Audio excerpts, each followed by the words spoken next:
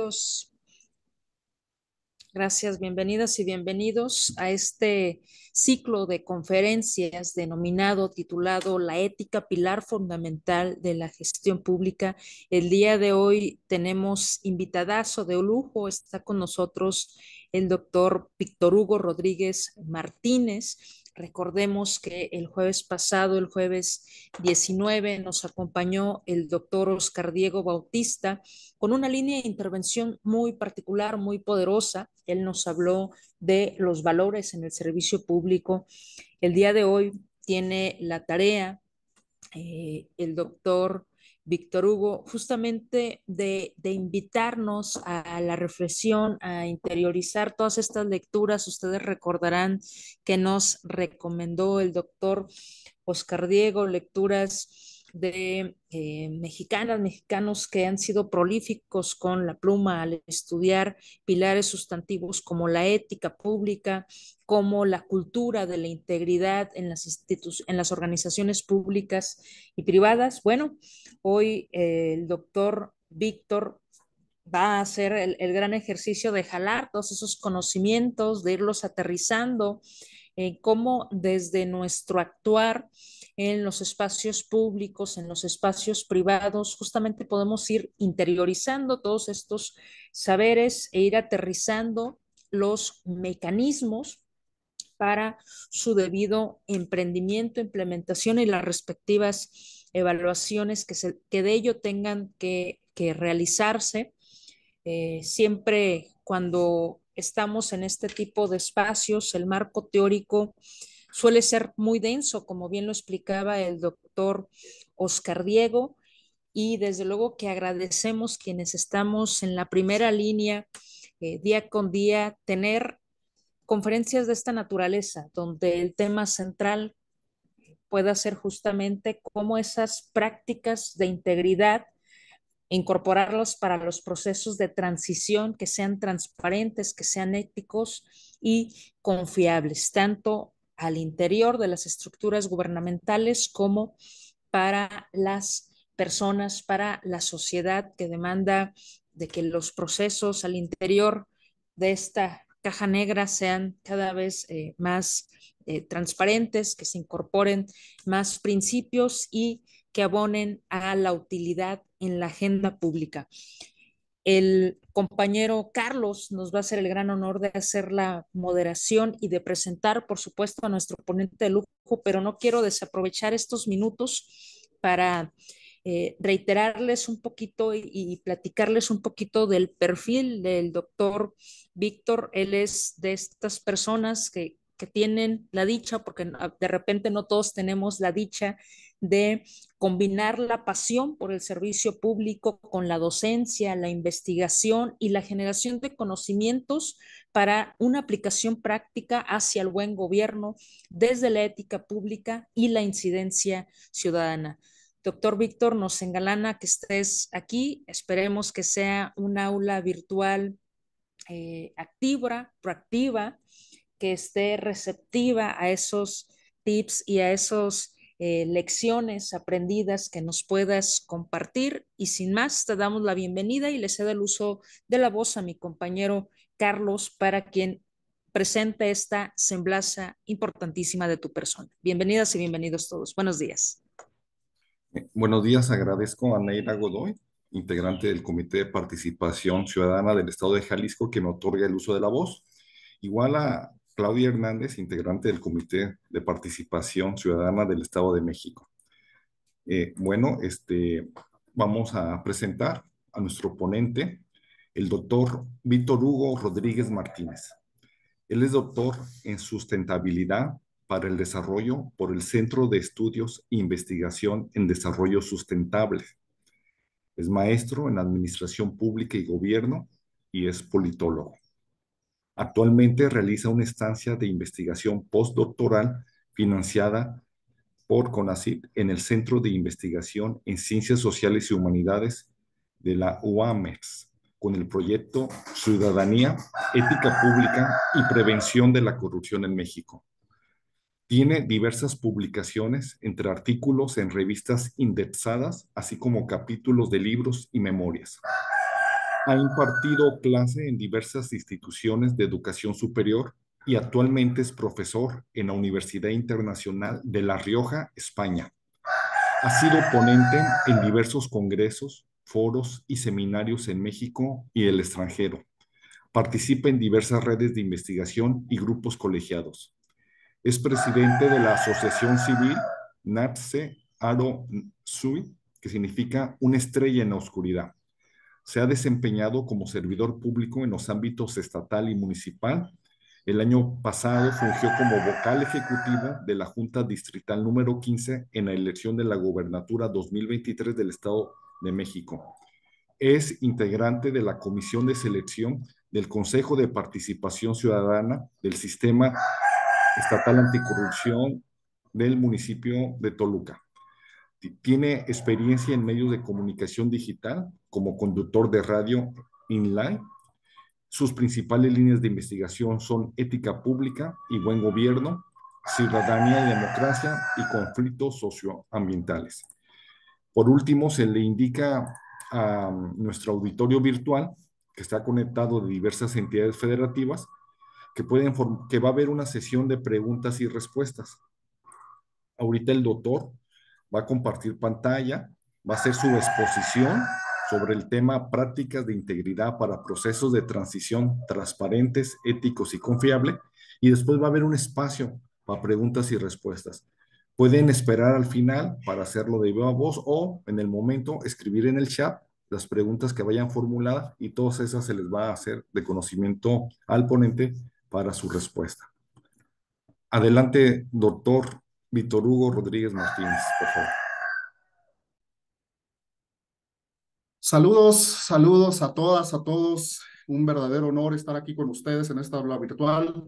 Los saludo desde el municipio de Toluca, en el Estado de México, desde una mañana muy fría y bueno, con la sorpresa que varios de ustedes, todo lo contrario, están gozando de un bello sol, de mucho calor. Ya nos comentó Neira, nuestra compañera de Jalisco, que ellos en este momento están disfrutando de una hermosa luz de día.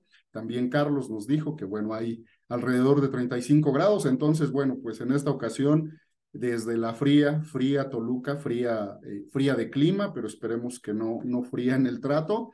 Les saludo y les agradezco su presencia. De verdad que es un placer compartir, intercambiar ideas con las personas que en estos momentos en nuestro país están involucradas directamente en un problema que nos ha dañado, que nos ha mermado y que ha lacerado a la sociedad mexicana, es decir, la corrupción. Entonces, bueno, pues le agradezco al Comité de Participación Social del Estado de Jalisco, a la Secretaría de la Contraloría del Estado de Jalisco, a la Red Nacional de Comités de Participación Ciudadana, a las comisiones de educación, a la comisión de vinculación. Gracias por fomentar estos espacios de diálogo, de intercambio, de debate que son fundamentales para abordar los problemas esenciales de este país y para que con las distintas experiencias podamos vislumbrar algunas soluciones, podamos vislumbrar prácticas exitosas, podamos vislumbrar herramientas que nos permitan afrontar y enfrentar este problema tan delicado. Y bueno, pues también de manera muy especial agradezco a la maestra Claudia Hernández del Comité de Participación Ciudadana del Estado de México, quien se ha constituido como una aliada estratégica para los que estamos abordando estos temas desde la academia. Maestra Claudia, muchísimas gracias por ser el vínculo, por ser el contacto y por también participar en estas actividades tan activamente y tan proactivamente de la red de comités de participación ciudadana. Y a todos, a todas, en general, pues les agradezco. Y bien, pues voy a compartir pantalla. Les pido que me indiquen si se ve de buena forma, si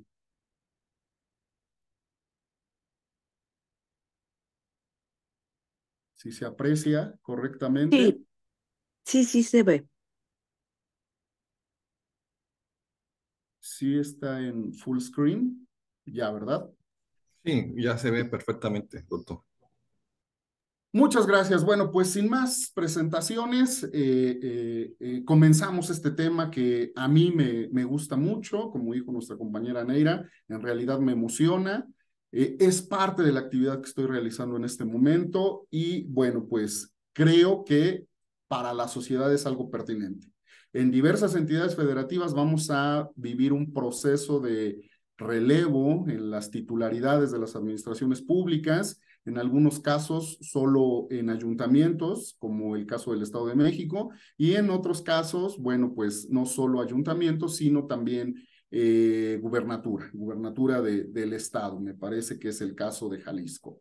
Entonces, pues es fundamental que tengamos claro cómo se desarrollan estos procesos. Por tal motivo, el día de hoy, esta mañana vamos a reflexionar un poco sobre las prácticas de integridad para procesos de transición transparentes, éticos y fiables, como ya nos lo anunció el buen Carlos. Y bueno, brevemente les digo cuál es el contenido que vamos a abordar. Va a haber una pequeña presentación. Vamos, como lo dijo Neira, vamos a definir conceptualmente algunas cuestiones y voy a hacer una acotación sobre la transición gubernamental.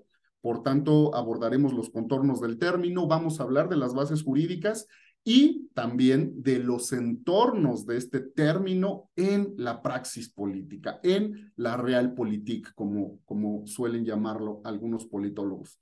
Pero el tema sustancial es la integridad. Tenemos que platicar, tenemos que debatir sobre qué es la integridad y qué es la integridad en el servicio público. Pero para definir alguna cuestión, de pronto es importante ver la parte contraria. Así que vamos a hablar de los vicios y de los antivalores. Yo sé que la semana pasada, el jueves pasado, ustedes tuvieron una actividad muy provechosa con Oscar Diego y estoy seguro que abordaron de manera muy profunda lo que implica el perfil del servidor público, el perfil ético.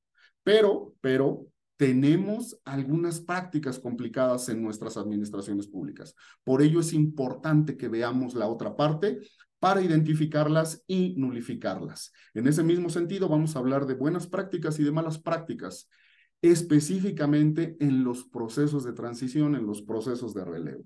Y también es importante que después de una serie de reflexiones, una serie de conceptos, contextos, pues tengamos claro qué podemos hacer para mejorar la actividad pública.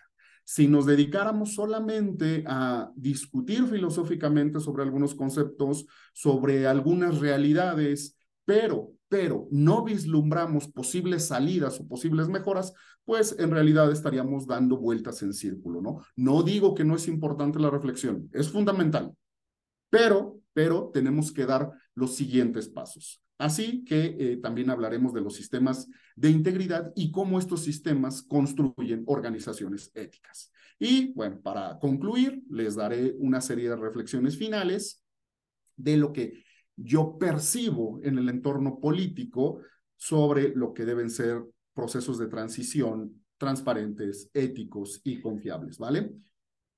En tal sentido, pues, esta breve presentación, no se preocupen, no voy a repetir lo que ya Carlos me hizo favor de anunciar sobre mi currículum, solo quiero dejarles estos datos muy puntuales para que comprendan desde dónde les estoy hablando. Como me hizo favor Carlos de comunicarles, en este momento yo me encuentro realizando una estancia de investigación postdoctoral, me encuentro desarrollando actividad de docencia en una universidad extranjera, pero también pertenezco a la sociedad civil organizada. Soy presidente de una asociación civil que se denomina Natse Aro Shui, que en otomí significa una estrella en la oscuridad.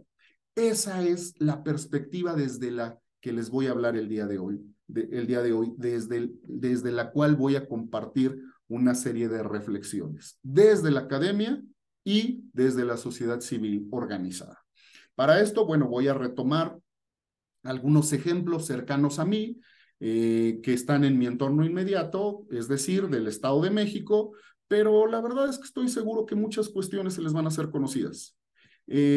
Algunos de los referentes que utilizaré para ejemplificar ciertas situaciones, me parece, aunque pertenezcan al contexto de mi entidad federativa, de mi estado, creo que les resultarán un tanto conocidas. Espero que no todas y espero que en la menor medida, pero algunas situaciones estoy seguro que las conocen o que las han escuchado.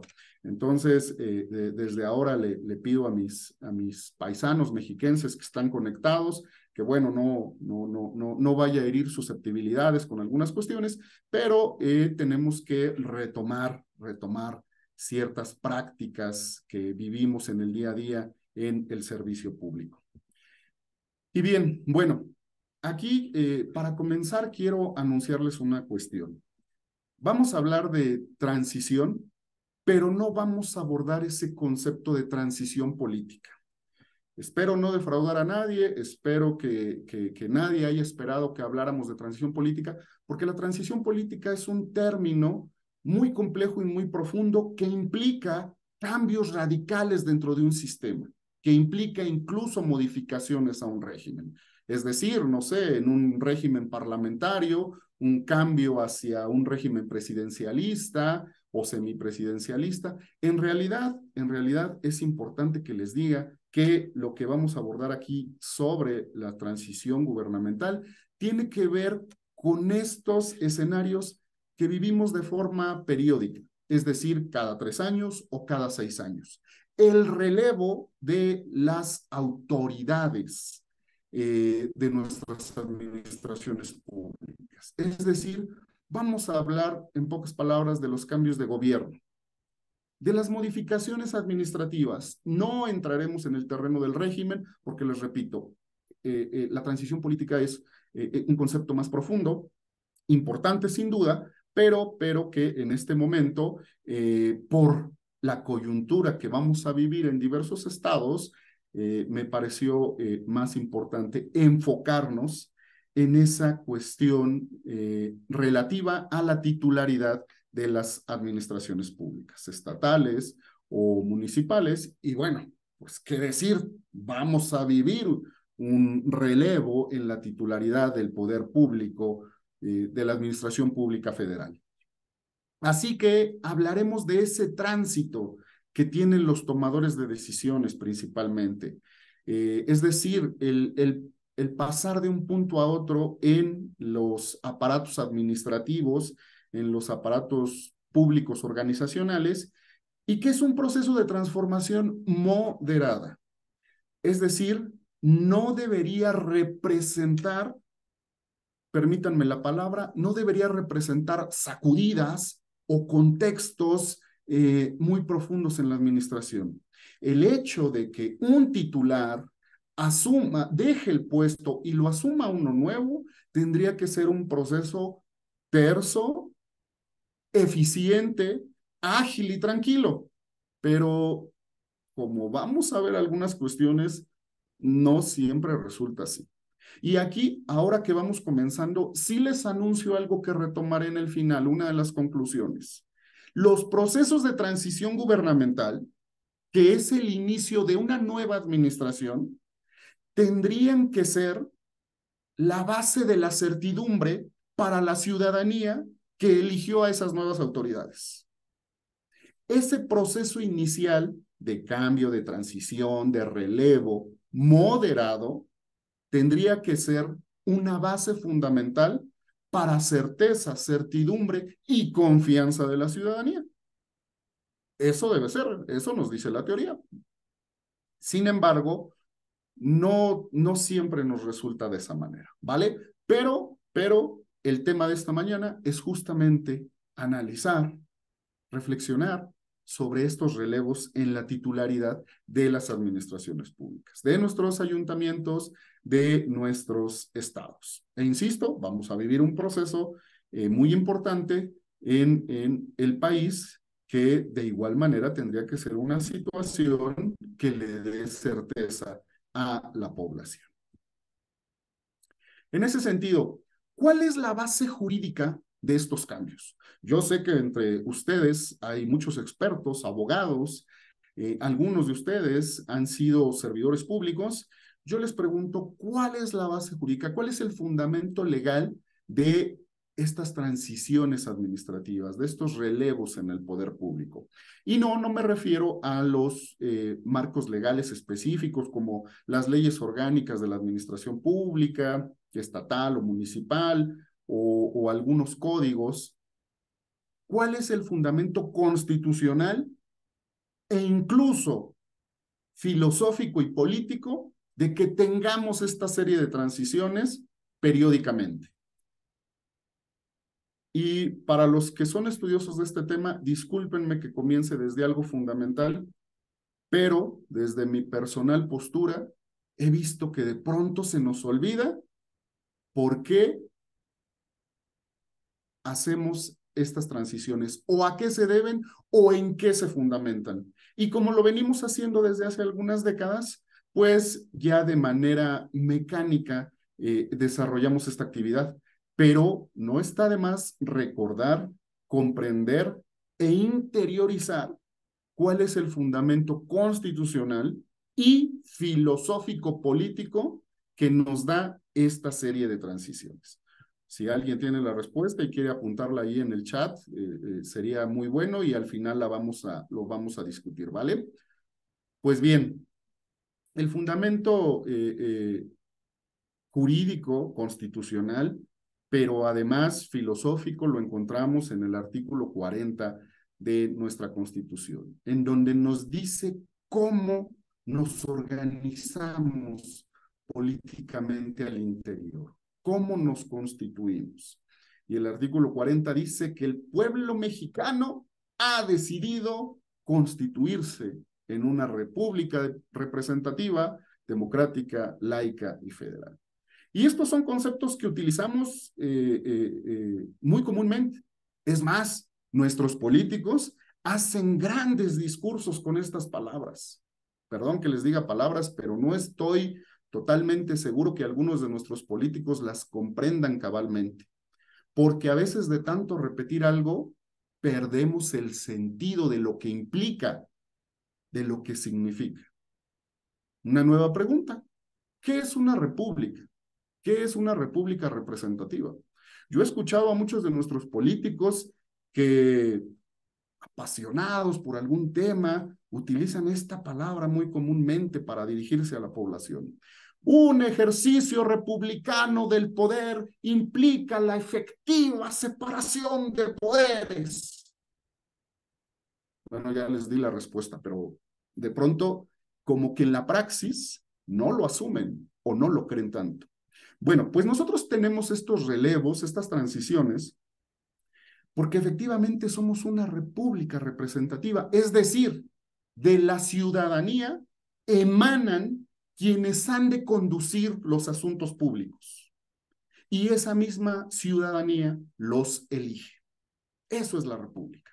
Pero también una república implica la efectiva separación de funciones del Estado, o lo que conocemos comúnmente como los tres poderes del Estado. Por eso somos una república.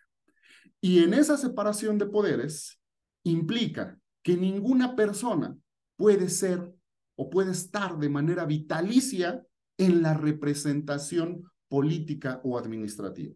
En pocas palabras, eso es una república. E insisto, tristemente, a veces se nos olvida. A veces a nuestros políticos o representantes se les olvida. Y pareciera que quieren eternizarse en el cargo a través de nombrar a su sucesor o a través de otras prácticas. Pero es importante identificar eso para que como sociedad civil le recordemos a nuestros políticos cuáles son los elementos constitucionales, filosóficos y políticos y éticos que nos rigen, que rigen la vida interna de nuestra nación. Pero además somos democráticos, ¿no? ¿Qué implica la democracia?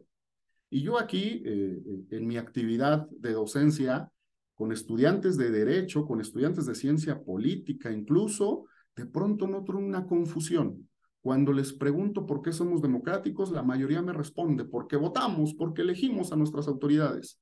Sí, tiene que ver con la democracia, pero en realidad eso está más vinculado a la república, a un régimen republicano. La democracia no es ir a votar por nuestros representantes.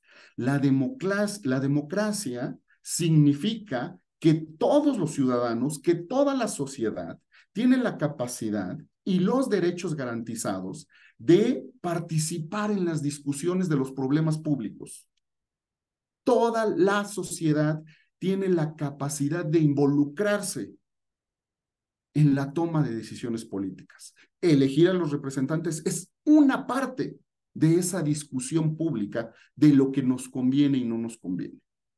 Pero democracia la hemos confundido tristemente con el mero hecho de emitir un sufragio, de decidir quién va a estar en una administración en cierto periodo, y creemos que eso es la democracia. Y no, la democracia es deliberación, es intercambio, es información de los ciudadanos. Eso es la democracia. Y una partecita es elegir a nuestros representantes.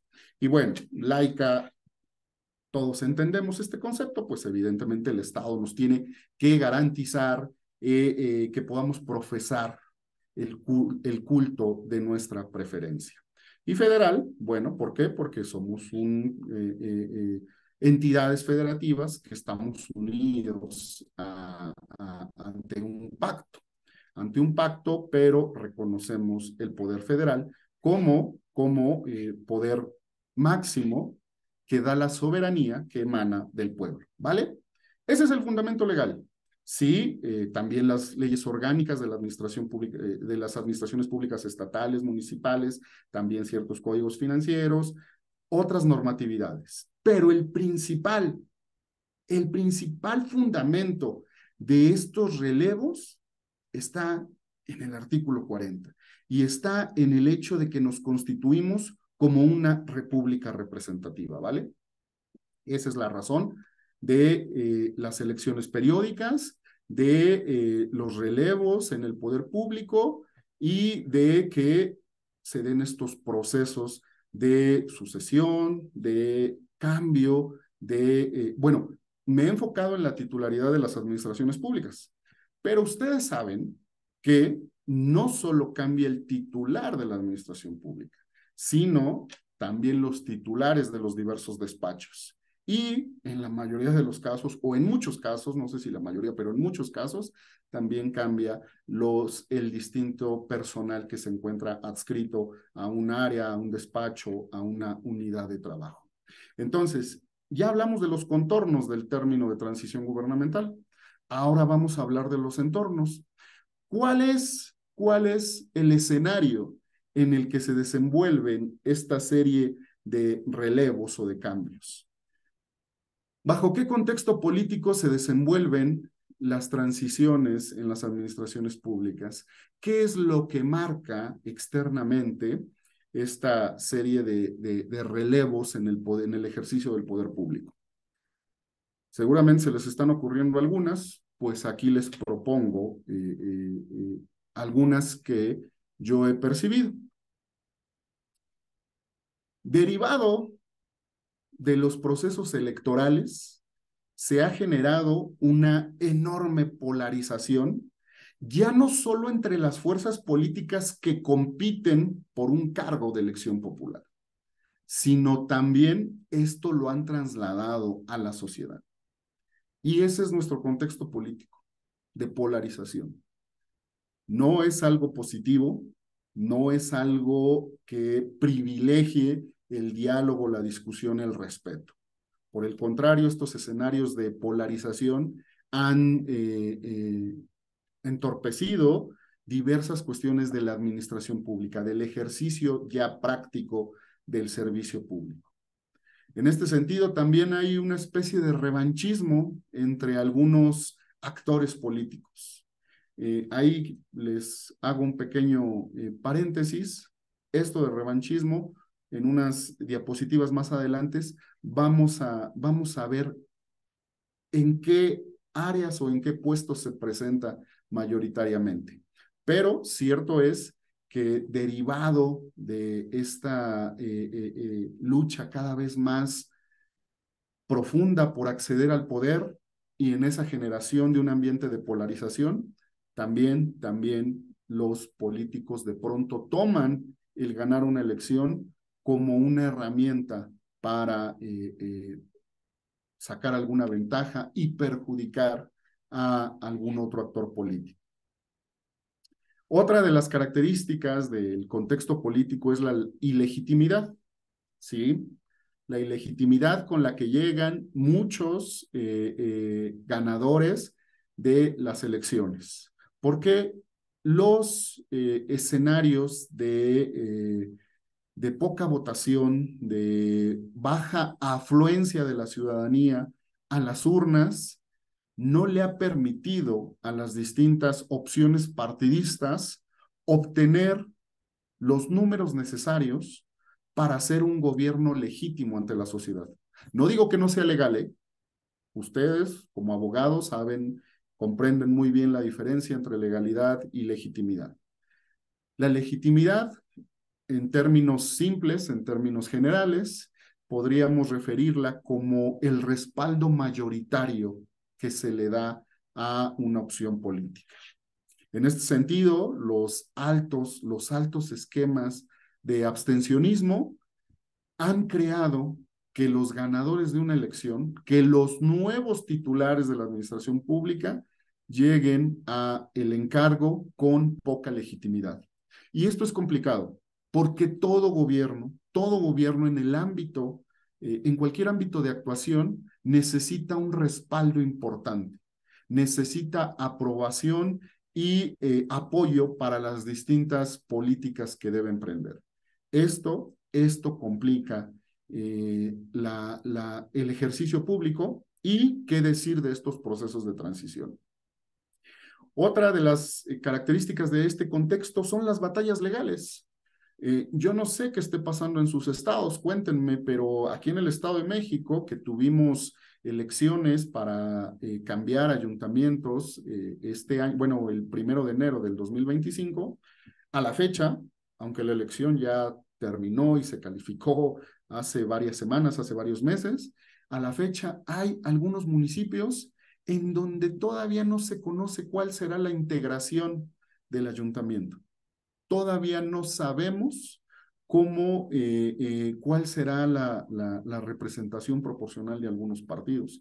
E incluso todavía está en duda, derivado de esta poca afluencia, de esta ilegitimidad, de este alejamiento con la sociedad, todavía no sabemos si los que se marcaron como ganadores efectivamente se van a mantener. Entonces, eso es una característica también de nuestro contexto político. Y bueno, también otra cuestión muy complicada, nuestro contexto político ha estado marcado, triste y desafortunadamente, por tragedias. Ustedes saben que la elección recién que vivimos fue una de las más violentas en toda la historia de nuestro país. Desgraciadamente, aquí tenemos que señalar que no solo hubo candidatos, candidatas, precandidatas agredidos físicamente, sino que algunos fueron incluso privados de su libertad y también, tristemente, algunos hasta privados de la vida. Y este es un escenario que en nada nos ayuda, que en nada privilegia una sociedad armónica, consciente, que busca el desarrollo. Todo lo contrario, nos perjudica como colectividad y enturbia, en los casos donde se presentó estas situaciones, pues enturbia definitivamente estos procesos de transición o de cambio. Lo menciono con mucho pesar, pero es importante recordarlo, porque cuando está la efervescencia de las elecciones, los medios de comunicación, líderes políticos, actores, utilizan esta serie de noticias, también desafortunadamente, para tener rating, para ganar cierta imagen. Y pasa la elección y se nos olvida. No debemos olvidar lo que ha sucedido en nuestras elecciones, porque si lo olvidamos, en 3 años nos va a volver a ocurrir. Si dejamos de hablar del tema, si dejamos que pase desapercibido, que se normalice, en las siguientes elecciones vamos a estar hablando de ello.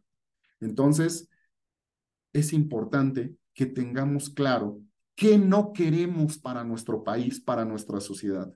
Y creo que independientemente de que estemos a favor o en contra de alguna opción política, no podemos permitir que estas situaciones sucedan. Ya no solo porque enturbian o porque enrarecen los procesos de transición, no. En realidad eso sería no tan esencial. La cuestión es que no podemos permitir que esas situaciones se normalicen en nuestra vida pública. Pero bueno, ahora pasemos al contexto administrativo. ¿Cuál es la realidad administrativa ya directo, concreto, en las direcciones municipales, en las secretarías, en los despachos del gobierno del Estado? ¿Qué sucede? ¿Cómo se viven estos procesos de transición? Ojalá ustedes en un rato me platiquen cómo se da este proceso, pero bueno, de lo que yo tengo conocimiento, incluso de manera directa me ha tocado ver o de manera indirecta me ha tocado conocer. Espero que mis paisanos del Estado de México no digan que ya los exhibí, pero muchos procesos de relevo de las administraciones públicas se dan bajo estas características. Es decir, un equipo ganador de unas elecciones se monta en una especie de triunfalismo. Y eso, tristemente, genera ciertos entornos de prepotencia. ¿Y cómo creen que se llega a un proceso de relevo, de entrega-recepción, de cambio de una unidad administrativa, del tamaño que sea? ¿Cómo creen que se llega con esas, pues con esas actitudes o con esos, pues no sé, con esos pensamientos de gané, obtuve el ejercicio del poder público, puedo hacer lo que quiera? Porque de pronto algunas de nuestras autoridades piensan que los votos de la ciudadanía es un cheque en blanco, y no es así. Y también tenemos que recordárselos constantemente. El voto es la confianza, pero no significa por ningún motivo que se puedan tener actitudes de prepotencia, de triunfalismo, de falta de respeto para los demás miembros de la administración pública. Y entonces, el contexto en el que se hacen estos cambios, pues es de amenazas o de miedo. Yo no sé si en ese escenario pueda haber un proceso ágil, un proceso fluido de intercambio de información y puede existir la coordinación necesaria para que los que se van puedan entregar toda la información y los que llegan puedan tener completo o de manera integral el panorama que se vive en esa unidad administrativa o en esa área. Ese es en muchos casos, no digo que en todos, ni es una realidad extendida, pero hay que revisar estas situaciones en donde se presenta para que podamos en su momento evitarlas y si están sucediendo, reconocerlas para modificarlas. Esa es la situación. No digo que esto pase en todos lados. Les comento en algunas cuestiones del Estado de México en donde me ha tocado directamente presenciar un proceso de alternancia, un proceso de cambio, se presenta.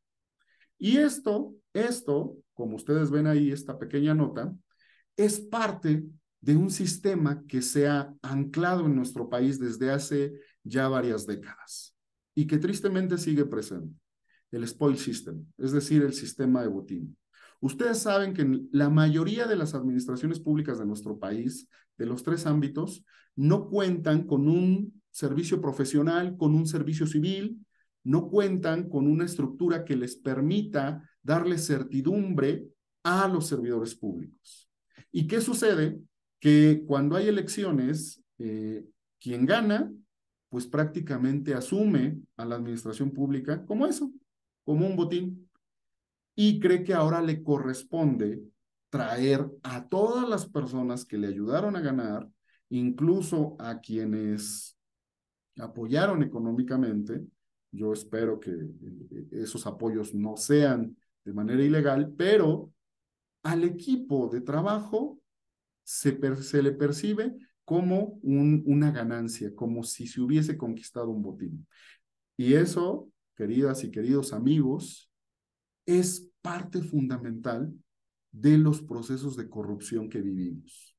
Vamos a ahondar un poco más en el sistema de botín en unos minutos, pero desde ahora se los comento. Que no tengamos escenarios de certeza, de certidumbre, estructuras bien definidas para el acceso, permanencia, promoción de los servidores públicos, es una parte muy importante de aquello que privilegia los escenarios de corrupción.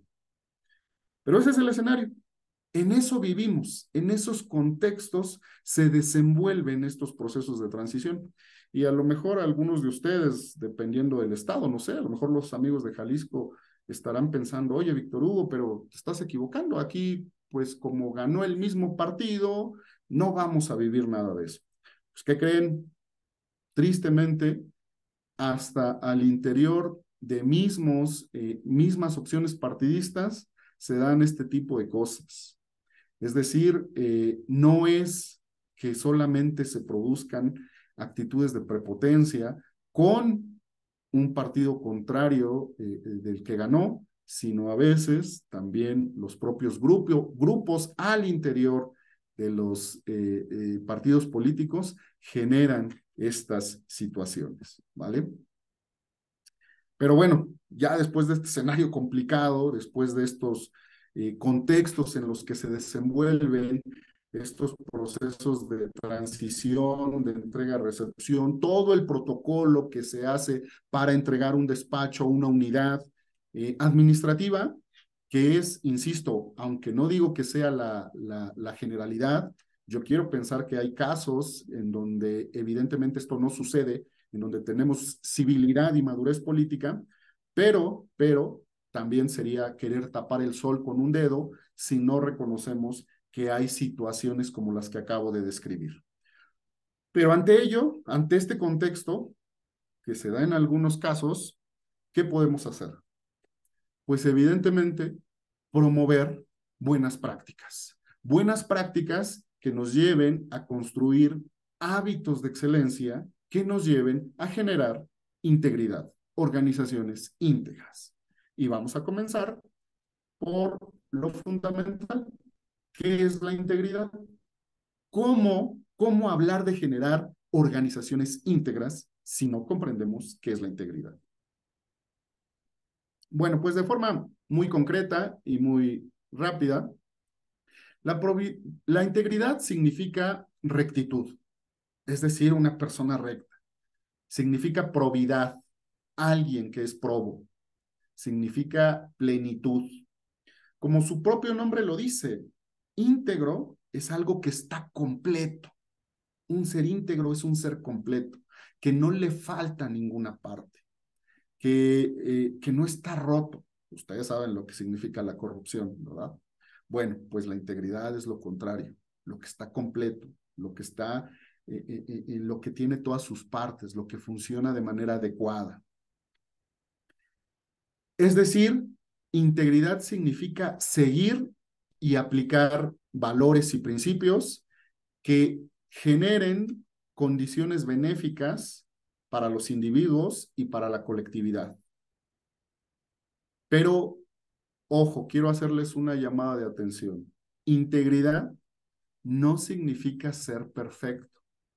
Una persona íntegra no quiere decir que nunca se equivoque o que nunca cometa errores o que no pueda tener alguna duda o que no pueda enfrentarse a dilemas que hagan que se cuestione sus principios. La integridad no es lo mismo que la perfección. La perfección en la humanidad no existe, ustedes lo saben, y yo sé que ustedes tienen muy claro el panorama de los valores que debe seguir una persona en el servicio público, porque hace 8 días lo platicaron. La integridad justamente es conducirse con valores y con principios, estar completo, pero subrayo, no significa perfección.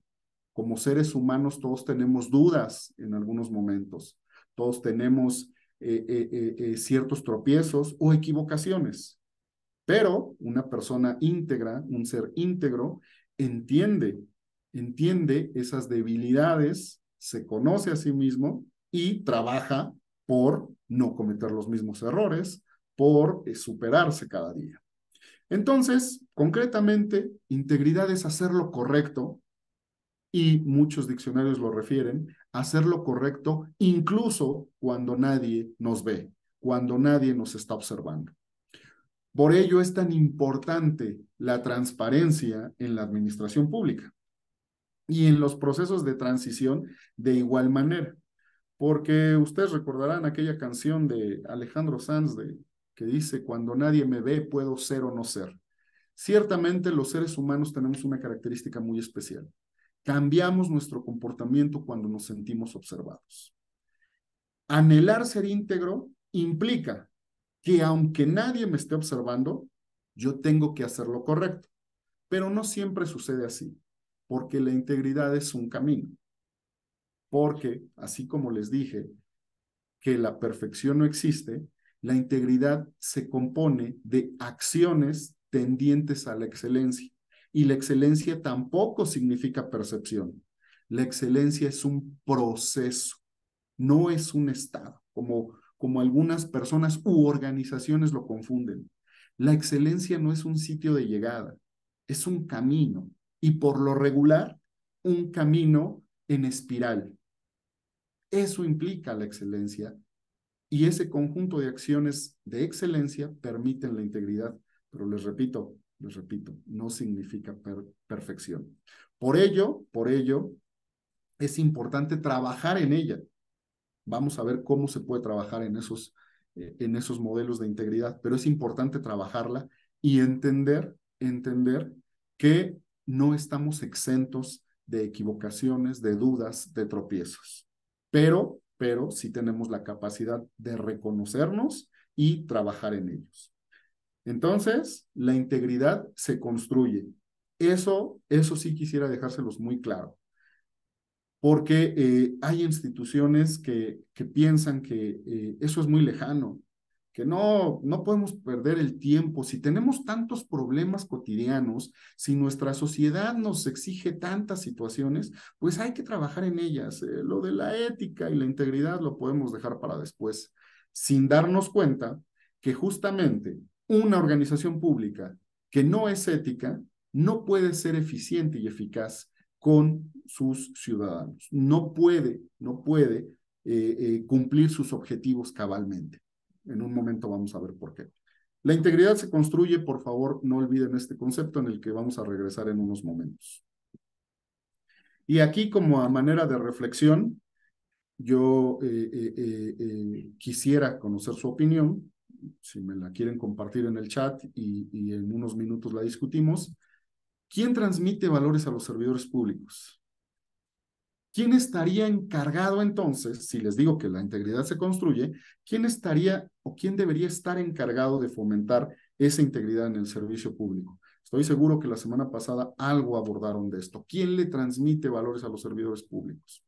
Bien, pues de manera muy rápida, independiente de sus respuestas, pues justamente estos organismos, los comités de participación ciudadana, tienen una labor fundamental en esta parte, en transmitir valores, pero no solo los comités, porque si no después alguna autoridad pública va a decir, bueno, entonces es obligación de ellos y yo no tengo nada que ver en ese campo, en mi ayuntamiento, en mi estado. No. Los comités son una parte para transmitir estos valores, para ayudar a construir sistemas de integridad. Pero las administraciones públicas tienen un papel fundamental. Los órganos de control interno, las áreas que vigilan el buen funcionamiento de la administración son fundamentales para realizar esta actividad. Incluso también los OPLES o los institutos electorales. Porque de pronto se nos olvida y pensamos que un instituto electoral sirve para organizar, desarrollar y calificar una elección. Sí, es parte de su tarea, pero también parte de su tarea es formar ciudadanía crítica y formar a las nuevas autoridades. ¿Y quién más? ¿Quién creen que también tiene responsabilidad en transmitir valores a los servidores públicos? ¿Cuál es la vía más importante para acceder al ejercicio público en nuestro país? Exactamente, los partidos políticos. No es la única, pero es la más importante y la más extendida. Luego, entonces, los partidos políticos como entidades de interés público están obligados a formar servidores públicos éticos, perfiles éticos, porque son los que van a llegar a los cargos. ¿Y qué creen? Pues no sé, ustedes díganme en sus estados, pero por lo menos aquí en el Estado de México, yo he visto que en los partidos políticos que aquí existen, se les ha olvidado esa parte. Y yo no sé por qué se les ha olvidado, si tienen hasta presupuestos para esta formación de los futuros servidores públicos, pero los partidos políticos se han identificado tanto con la lucha por el poder que se les olvida que de ellos salen los servidores públicos. Si vivimos en un sistema de botín, como les dije, que cuando gana un partido cree que tiene derecho a decidir sobre todo el aparato público, pues al menos deberían de tener la sensibilidad de formar a sus militantes para que cuando accedan al ejercicio público sean servidores públicos con valores. Pero no siempre funciona así. Esta parte de los valores y principios solo la presento. Ustedes tuvieron toda una sesión de este tema la clase pasada, así que solo lo dejé de manera enunciativa, pero en donde sí quiero andar un poco es en la contraparte, en los vicios y en los antivalores, porque se presentan en la administración pública, los tenemos. A veces no queremos hablar de ello, pensamos que es un tema políticamente incorrecto, pero la verdad es que entre nuestros políticos y entre los servidores públicos, que por lo regular siempre están en un lado y en otro, se presentan este tipo de actitudes. ¿Qué es un vicio? Bueno, pues en pocas palabras es un acto desmesurado, en donde no existe deliberación interna sobre lo bueno o lo malo. Son actos promovidos meramente por las pasiones y donde la cordura se desborda. No hay justa razón y prima la irracionalidad. Es decir, la persona prácticamente es esclava de los deseos y no tiene voluntad para detenerse y reflexionar. Las personas que incurren en actos de corrupción, pues están justamente identificadas con esta parte del vicio. Cuando una persona busca a toda costa sus intereses personales monetarios o beneficiar a algún amigo o en los distintos formas de corrupción que existen, pues prácticamente se comporta con actos desmesurados, con actos de desenfreno, de ignorancia. Y es importante identificarlos porque si no los identificamos, no podremos corregirlos. En pocas palabras, son la concreción de la malevolencia, de lo negativo, de lo que va en contra del interés general. Son acciones aborrecibles y que deben ser totalmente censurables. Es, en pocas palabras, lo contrario de una virtud. ¿Y qué son los antivalores? Bueno, pues algo muy similar. Son actitudes inadecuadas, impropias, indeseables, merecedoras del total señalamiento social. Esos son prácticas que algunas personas llevan al servicio público y que tenemos que saber identificarlas para, repito, para detenerlas y para, en la medida de lo posible, erradicarlas. Hay quien dice que es muy complejo erradicar este tipo de situaciones porque los seres humanos, pues, tenemos ciertas debilidades por naturaleza. Claro, puede ser posible, pero sí podemos trabajar en mecanismos para que los seres humanos que somos débiles no tengamos un ambiente propicio para que estos vicios y antivalores sean los que prevalezcan en la administración pública. Y aquí les vuelvo a hacer una pregunta. ¿Qué modelos de personas estamos fomentando como sociedad? No solo en la administración pública. ¿Qué modelo de persona es el que estamos fomentando nosotros como colectividad? ¿A quiénes hacemos famosos? ¿A quiénes les damos ratings? ¿Por quiénes votamos? Esa es una deliberación interna, ¿eh? Solamente es una pregunta retórica que nos ayudaría a entender qué es lo que nosotros mismos estamos creando y fomentando como sociedad. Pero bueno, dicha esta parte negativa, hay que hablar que para crear sistemas de integridad hay que tener buenas prácticas. Buenas prácticas en nuestra conducta, buenas prácticas en la administración pública, buenas prácticas en estos procesos de cambio y de transición.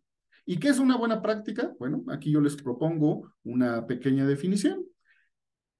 Buenas prácticas, y así en plural, porque por lo regular, para que puedan ser replicables, se tiene que hablar de una serie de actividades, no de una en específico. Sí hay prácticas positivas en lo particular, pero que por lo regular no son replicables. Bueno, ¿qué son las buenas prácticas? Pues es un cúmulo de tareas que cumplen de manera óptima con sus objetivos y las cuales pueden ser estandarizadas, documentadas y sistematizadas a fin de servir como referencia de éxito, dado su réplica efectiva en diversos escenarios. Yo sé que ustedes como integrantes de este tipo de organismos que previenen, que identifican las faltas administrativas o los posibles hechos de corrupción, necesitan marcos de referencia, necesitan conocer experiencias que hayan dado éxito. Por eso es tan importante identificar esas buenas prácticas que suceden en otros lados y que nos permitirían vislumbrar salidas en nuestro contexto específico. Las buenas prácticas, como dice ahí, se pueden estandarizar y se deben documentar. ¿Para qué? Para que puedan ser sistematizadas y transmitidas.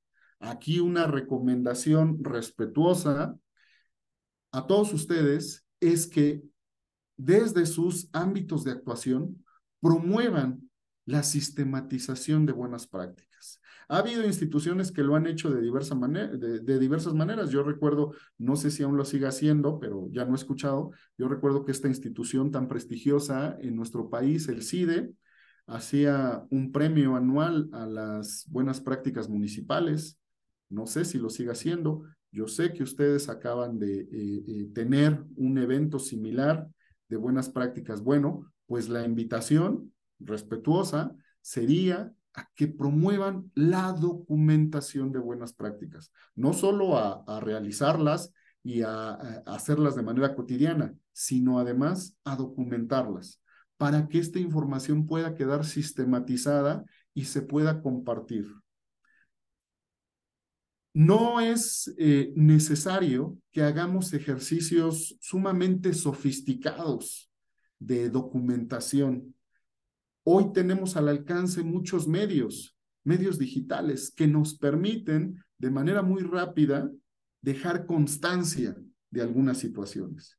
De verdad, yo creo que es necesario, ante todos los problemas que dijimos, ante el escenario tan complicado que les narré hace un rato, es necesario que tengamos sistematizada lo bueno que hacemos. Porque de pronto es muy fácil ver lo negativo o lo malo, pero a lo positivo de pronto no le prestamos tanta atención. Por ello es tan necesario que logremos sistematizarlo y socializarlo. Si no socializamos las buenas ideas, va a haber personas que probablemente estén en nuestra situación y que no estén hallando diversas salidas. Entonces, las buenas prácticas generan calidad y generan excelencia. Ya les dije lo que es la excelencia. No es un estado, es un proceso regularmente en espiral que se compone de un conjunto de buenos hábitos. Y la calidad es la antesala de la excelencia. Pero calidad tenemos que referirla en el servicio público, no como la ven en el ámbito privado. En el ámbito privado, calidad implica cumplir con una serie de estándares, características de un producto que permiten que sea vendible o que se incruste en un sector de la sociedad. La calidad en el servicio público implica la satisfacción de las necesidades sociales e implica cumplir con las expectativas de la ciudadanía. Así es como debemos observar el concepto de calidad desde el ámbito público, desde el servicio público. Es decir, el atender problemas generales, ¿vale? Y bueno, aquí yo les propongo que recordemos algunas buenas prácticas y algunas malas prácticas en estos procesos de relevo gubernamental, en estos procesos de tránsito de tomadores de decisiones o de autoridades públicas. Y les propongo que lo hagamos desde, no sé si ustedes recuerdan esta serie, esta caricatura que pasaba hace algunos años que hablaba de buena idea y de mala idea. ¿Qué buenas ideas han surgido en estos procesos de transición y que deberíamos de fomentarlas? Hay muchas, pero solamente abordaré algunas por cuestiones de tiempo, pero una buena idea, una buena práctica sería involucrar a todos los integrantes de un área. Cuando viene ese proceso de cambio, el titular de una unidad, de un despacho, de un departamento, junto con su personal más cercano, son los que se encargan de entablar comunicación a lo que le llaman el equipo de transición, los enlaces con el nuevo gobierno. Y casi no quiere que nadie se entere, que el resto del personal sepan de qué están hablando o sepan cuáles son los asuntos que se están tratando. Un proceso de relevo es información pública, es de dominio público. La sociedad tiene que saber qué pasa en esos procesos de cambio, no solo en las famosas carpetas que integramos de entrega y recepción, sino la sociedad debe conocer el contexto en el que se está desarrollando. Y evidentemente los que trabajan en esa unidad deben de tener participación en estos procesos de relevo. Otra buena idea, buena práctica, es dejar por escrito y con lujo de detalles los pendientes inmediatos del área. Yo sé que por protocolo se hace en estas carpetas, hay un apartado, pero de pronto, o nos da flojera, o en estos contextos que yo les dije de amenaza, de miedo, pues ya los servidores públicos no quieren prestar tanta atención o no están dispuestos a hacer un verdadero ejercicio de retrospección y de proyección a los pendientes inmediatos. Pero, como les dije, estos procesos de relevo prácticamente tendrían que ser imperceptibles. No, la sociedad no puede pagar el costo de ciertas actitudes de algunos funcionarios que ganaron una elección. La sociedad no puede estar presa o no puede ser capturada porque no hay un proceso eficiente y ágil de intercambio de información, ¿vale? Entonces, es importante llegar al detalle de las cosas. Identificación clara y precisa de archivos, tanto digitales como físicos, también de materiales y algo muy importante hoy en día de contraseñas. Esa es una buena práctica. Me ha tocado estar, si es una experiencia personal, se los comparto, me ha tocado estar en procesos de entrega-recepción en donde la manera en la que identifican algunos archivos o algunos materiales pues parece más bien como si uno estuviera tratando de decodificar contraseñas bancarias o contraseñas que guardan secretos de seguridad nacional, ¿no? De verdad, hay que ser claros, hay que ser ágiles en esta identificación de toda esta información que se va a transmitir. No hay que poner códigos sumamente complejos o que solamente nosotros entendamos.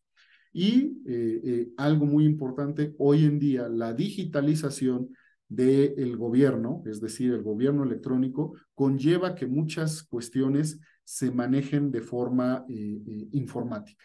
Es así que las contraseñas deben de proporcionarse de manera fidedigna.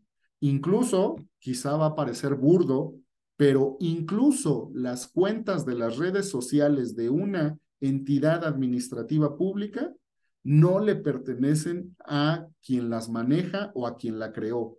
Le pertenecen al gobierno, a la administración pública, es decir, a todos. Y hay que establecer canales de comunicación asertiva y directa. Les repito, no sé si ustedes hayan vivido uno de estos procesos de entrega-recepción, de relevo en la administración pública, pero de pronto las personas que van llegando a este tipo de cargos sienten que, pues que deben de tener ese distanciamiento con los que se van, que no es necesario,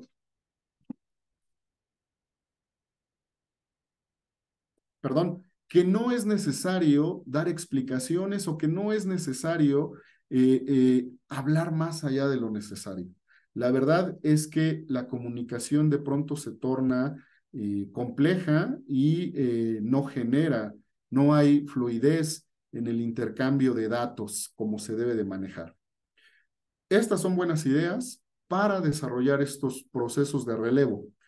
Y las que debemos evitar y las que debemos detener a toda costa, bueno, es el hecho de que algunos funcionarios piensan que lo que trabajaron, que los programas que ayudaban a operar les pertenecen. Y no es así. Y como creen que les pertenece, esconden información. Entonces, eso no es nada positivo para generar procesos éticos, procesos de relevo éticos y confiables. Eso por ningún motivo puede generar certidumbre, ni a los que llegan, ni a los que se van. Otra de las malas prácticas es percibir a los que llegan o a los que se van como enemigos. Las elecciones democráticas son un proceso cotidiano en las sociedades modernas. Y aunque tenemos una tradición de un calendario electoral que prácticamente parece relojito, sin embargo, a pesar de ello, muchos servidores públicos no comprenden que este es un proceso natural de las democracias y perciben a los que se van o los que están, a los que llegan, como enemigos. Y esto genera procesos poco eficientes. Otra mala práctica, otra mala idea es creer que no se necesitará en lo más mínimo a aquella persona que entrega un puesto. Y créanme que puede ser el mejor aliado para quien se está encargando de un despacho o una unidad. Amedrentar a las personas encargadas de la entrega tampoco es una buena idea. Les repito, se les olvida a los servidores públicos que estos encargos son periódicos, que no son eternos, que no pueden eternizarse en una responsabilidad pública. Por eso somos una república. Por eso les recordé el significado de república, porque tiene que haber rotación. Es una cuestión natural. Entonces, amedrentar a los que están haciendo la entrega, a los que dejan un encargo público, no es una muy buena idea. Y por tanto, generar ambientes de tensión en nada va a ayudar a que estos procesos sean éticos, transparentes y confiables. Y bueno, pero vamos a ahondar rápidamente en algunas malas prácticas en estos procesos de transición que tienen que ver con cuestiones políticas. Como ustedes pueden ver en su pantalla, del lado izquierdo, hay una foto de dos personajes. Seguramente no los conocen, o quizás sí. Son los alcaldes, el alcalde actual, que ya está a punto de salir en unos meses, y el alcalde electo en el municipio de Toluca, aquí en mi estado. ¿Se acuerdan que hace un rato les hablé de prácticas de revanchismo? Pero les dije que no se dan a todos los niveles, ¿eh? Les dije que iba a hacer un pequeño paréntesis. El nombre de los dos alcaldes, Juan Maxice, el que se encuentra en funciones, y Moreno, Ricardo Moreno, el alcalde electo de Toluca. Hace unas semanas se tomaron una fotografía pública, salió en varios medios, pero ¿qué creen? Que los alcaldes, pues, sí, perdón. Bueno, creo que alguien iba a comentar algo, si no, continuamos. Los alcaldes se reunieron, algo que es muy positivo, algo que da señales de estabilidad, de buena comunicación, pero desafortunadamente los alcaldes hicieron unas declaraciones sobre el estado de las vialidades en el municipio que prácticamente nos dejaron desconsolados a los habitantes de esta región. El alcalde actual, pues prácticamente dijo que se estaba haciendo lo que se podía, pero pues que no tuviéramos muchas esperanzas de que las calles, de que las vialidades se arreglaran. Y el alcalde que llega, pues de igual manera señaló que pues que va a revisar el presupuesto, pero que pues no se sabe si se pueda resolver todo. Entonces, qué bueno que haya sinceridad, qué bueno que se den estas muestras de cordialidad, de amabilidad, pero sí es importante que se den respuestas concretas a la ciudadanía, que se supone que si la sociedad dio confianza a una autoridad, aunque ya esté de salida, debe de cumplir con su mandato. Y la autoridad que llega, pues de la misma manera. Pero desafortunadamente existe mucha descoordinación entre las unidades administrativas de nuestros gobiernos. Y esa descoordinación en ocasiones se da por lo que yo he llamado, permítanme el término, exceso de partidismo. Es decir, cuando un titular, un nuevo titular de la administración pública gana una elección, de pronto piensa que le debe responder más a su partido que a la ciudadanía. Y eso no puede pasar. Y ustedes pueden ver la otra imagen, que estoy seguro que sí la conocen, el relevo de nuestro expresidente Enrique Peña Nieto con nuestro presidente actual Andrés Manuel López Obrador, en donde también se dieron una serie de imágenes que mostraban que había cordialidad, que había confianza, y eso es bueno. Pero, ¿cuál es la mala práctica? Y ustedes me van a decir si conocen este discurso, que yo hasta creo que muchos políticos lo apuntan y lo traen como acordeón, porque prácticamente en todos lados las autoridades que llegan señalan: estamos revisando las cuentas, estamos haciendo un análisis pormenorizado de la información que se nos está entregando. Este nuevo gobierno no tiene intenciones de hacer cacería de brujas, pero si encontramos alguna situación, definitivamente será consignada a las autoridades. Y da el caso de que yo ese discurso, palabras más, palabras menos, lo he escuchado más de 20 veces, y da el caso de que definitivamente pues ni hay respuestas claras, ni hay sanciones. El combate a la corrupción se utiliza como un discurso para ganar elecciones, pero en la praxis cotidiana, no se ven acciones concretas.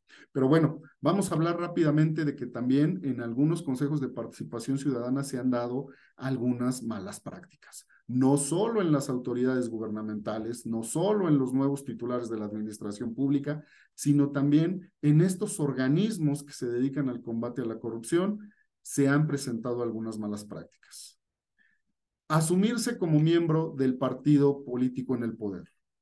Los comités de participación ciudadana de los sistemas estatales anticorrupción o del Sistema Nacional Anticorrupción no deben estar identificados, más allá de que tengan sus derechos políticos garantizados y puedan simpatizar con una ideología partidista, no pueden asumirse como parte del partido en el poder político. Otra mala práctica que yo he notado: autocensurarse.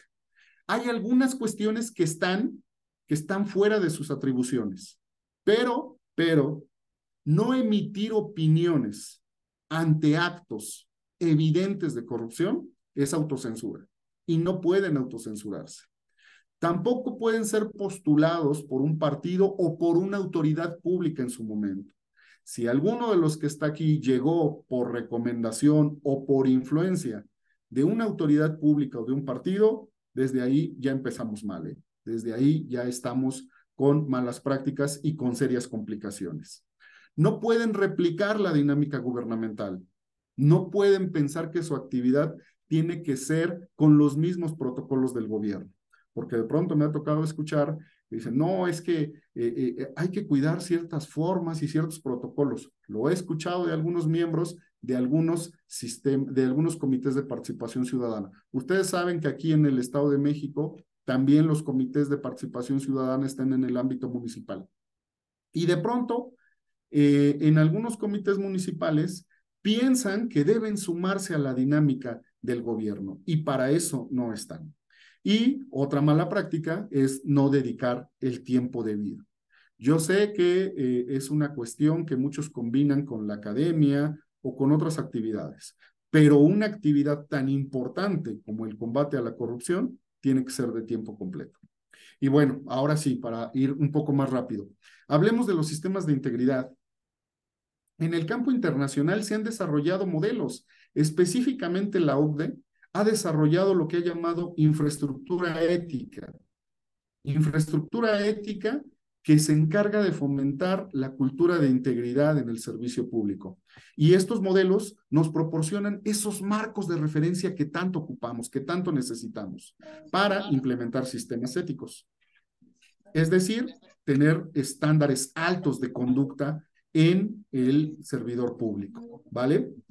¿Cuáles son sus elementos más destacados? Pues la creación de códigos de conducta, la formación y la capacitación ética continua de los servidores públicos, la implementación de sistemas de supervisión y de sanción para asegurar que esos principios éticos se cumplan. Si no tenemos estos sistemas de supervisión y de sanción, pues va a ser muy complicado que de verdad fomentemos un sistema de integridad. El Banco Interamericano de Desarrollo ha hecho lo propio en nuestra región latinoamericana. Ha tratado de crear redes de instituciones para el combate a la corrupción y el rescate de la ética pública. Ha promovido políticas y prácticas en ética pública para generar marcos jurídicos éticos. Lo que ha desarrollado el Banco Interamericano de Desarrollo también es un marco de referencia muy importante para nosotros. Y bueno, aquí tienen a grandes rasgos, digo, no nos va a dar oportunidad de profundizar en ello, pero aquí tienen a grandes rasgos cómo se compone un sistema de integridad, en este caso de la Organización para la Cooperación y el Desarrollo Económico. La gestión de la integridad se compone de cuestiones, elementos esenciales y complementarios. Y ahí tienen varios ejemplos de cuáles son los instrumentos, los procesos y las estructuras que se deben de crear para promover un sistema de integridad. Es decir, un sistema, ustedes saben lo que implica un sistema, un conjunto de elementos interrelacionados entre sí, que trabajan de manera coordinada para obtener un objetivo conjunto, un objetivo común, tiene que estar compuesto por instrumentos, por procesos y por estructuras, que estén plenamente armonizadas. Si alguno de estos elementos no se encuentra, no podremos hablar de sistemas de integridad.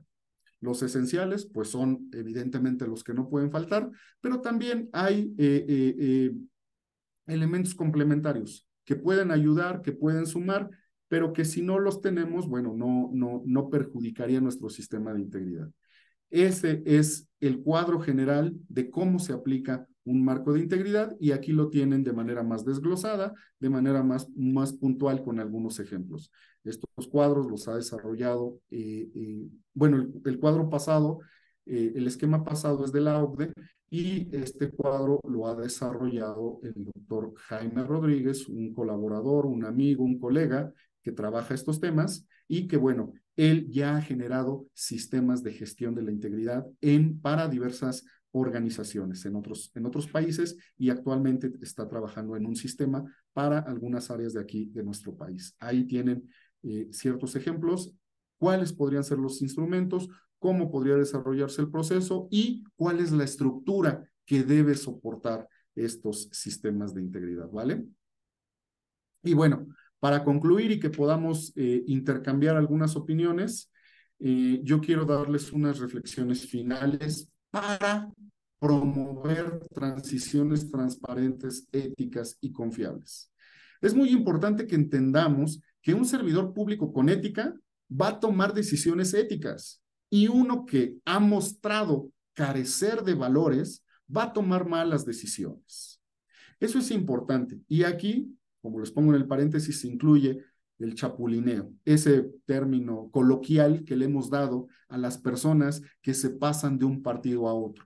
Si un servidor público ha en el pasado tomado malas decisiones, ha entregado malas cuentas o se ha conducido como una persona sin ética, pues no porque se cambie de partido o no porque llegue a otro cargo, ya va a poder decir que tiene un perfil ético.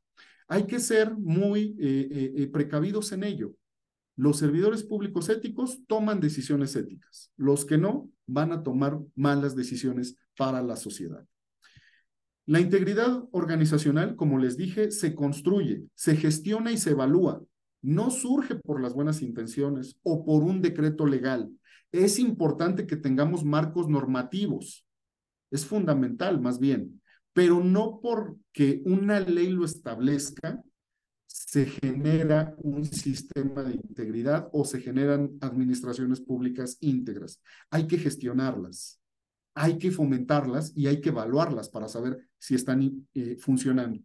Ninguna información, ningún proceso o ningún acuerdo generado dentro de las administraciones públicas son de carácter privado. Todos son de carácter social. Y cuando digo de carácter social, no me refiero a que toda la información deba ser conocida por todos. Ustedes saben que la ley contempla qué casos deben ser reservada cierta información.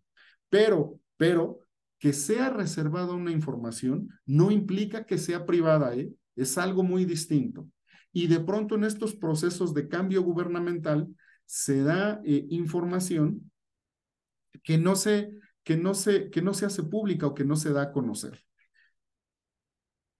Otra reflexión final es fomentar la responsabilidad en la gestión pública, pero entendiéndola como algo muy concreto. Si ustedes le preguntan a un servidor público si es responsable, todos dirán que sí. Pero, ¿cuántos cumplen estas cuestiones que señalo aquí, que les propongo a ustedes? Es decir, reconocer y corregir la incompetencia. Como les dije hace un momento, la excelencia no implica perfección, pero sí implica que podamos reconocer si algo se está haciendo mal, incluso nosotros mismos, que eso es muy difícil. La autocrítica en el servicio público es se presenta muy pocas ocasiones. Hay que reconocerla para corregirla. Hay que buscar a toda costa la eficiencia. Los recursos con los que trabajamos son de carácter público, tenemos que cuidarlos, tenemos que ser guardianes de esos recursos. Asumir las consecuencias de lo que se hace o de lo que se deja de hacer y del cómo se hace. Eso también es una cuestión complicada de los servidores públicos. Insisto, todos nos decimos responsables, pero pocos asumimos las consecuencias de nuestros actos o de nuestras omisiones. La responsabilidad implica facilitar la transparencia en todas sus formas y bajo todas las condiciones. Hay que promover la transparencia, apegados a los marcos legales, pero hay que promoverla por todos los medios y aprender a escuchar. Por último, la confianza de la ciudadanía en sus autoridades deviene en gran medida de que éstas observen conductas éticas, comportamientos decorosos, en suma, prácticas ejemplares. Si ustedes van al médico, si ustedes van con un profesional, con algún servicio que ocupen, yo creo que no confían en alguien que no se conduzca de manera ética, con alguien que los agreda, que les falte al respeto. Si ustedes van al médico y el médico les grita, ¿ustedes tendrían confianza para comunicarle lo que sienten o cómo se sienten? Pues claro que no. Entonces, es importante que entendamos que gran parte de la confianza de la sociedad en sus autoridades tiene que ver con justamente comportamientos decorosos, con comportamientos éticos. Por tanto, y para concluir, la ética en la gestión pública se devela en las acciones, se devela en los programas, en las políticas públicas. Ahí es donde podemos reconocer la ética, no en los discursos o en los documentos que se emiten. no en los eslogans o en los membretes publicitarios, más bien en las acciones cotidianas de los servidores públicos, acciones que tienen que ser ejemplares. Muchas gracias, les agradezco mucho su atención. Los agradecidos somos nosotros, doctor, y una vez que, de acuerdo al orden del día, el doctor Víctor Hugo Rodríguez Martínez impartió esta conferencia, se abre la sesión de preguntas y respuestas. Habíamos comentado que hay dos opciones. Una, levantando la mano para hacerlo de viva voz, y otra aquí en la pizarra, que ya han anotado varios comentarios y reflexiones. Leo algunos de los que escribieron aquí en la pizarra, doctor, para que usted, una vez que los termine de leer, haga un comentario genérico o particular como usted considere. Claro que sí. Dice Ivana Ongay, muy buena reflexión, seguro utilizaremos ahora que trabajaremos con los servidores públicos entrantes. Carolina Mendoza, del CPC de Quintana Roo, dice, los partidos creen que solo cambiando de nombre a las instituciones y programas hacen grandes cambios estructurales o conseguirán resultados. Aquí Miguel Camberos dice que si se puede compartir la presentación. Bueno, se va a compartir todo la videoconferencia en el canal de YouTube del Sistema Estatal del Estado de México, igual en el canal de YouTube del Sistema Estatal de Jalisco y el de Baja California Sur. Dice aquí Alejandra Rodríguez, una vez que son electos deben de dejar sus colores partidistas, sin embargo, no es así en realidad. Por ahí comenta alguien del enriquecimiento ilícito, así nada más, hasta ahí. Una pregunta dice, ¿qué sugiere para las universidades? Es decir, para los estudiantes que están en la universidad, que van a ser futuros servidores públicos. Si quiere ahí concluyo esto y después sigo leyendo los demás, doctor. Adelante, por favor. Sí, claro que sí. Muchas gracias, Carlos. Bueno, no escuché plenamente los nombres, pero creo que las tres intervenciones van dirigidas a un mismo tema. Efectivamente, a nuestra primera compañera se tiene que trabajar con las autoridades entrantes. Es fundamental que, como les dije en la presentación, de pronto hay que recordar ciertas cosas, porque en la administración pública atendemos problemas sumamente complejos y cotidianos. Y en esa dinámica tan acelerada, de pronto olvidamos, los que somos servidores públicos, los que hemos ido, de pronto olvidamos cuál es el fundamento de ciertas cuestiones. Entonces, desde el inicio es fundamental los que están integrados a estos organismos de participación ciudadana de los sistemas anticorrupción, es fundamental establecer vínculo y generar una agenda pública, una agenda que implique la discusión de las problemáticas en torno a la corrupción y en torno a la promoción de la ética pública. Y el momento preciso es cuando van entrando. Ustedes saben que cuando nuestras autoridades asumen un cargo, se pueden llenar de muchas cosas. Entonces, la sugerencia sería, cuando van entrando, o si es posible antes, establecer agendas concretas de trabajo conjunto. Y aquí yo les sugiero, si les sirve la recomendación, ya lleven una agenda con temas.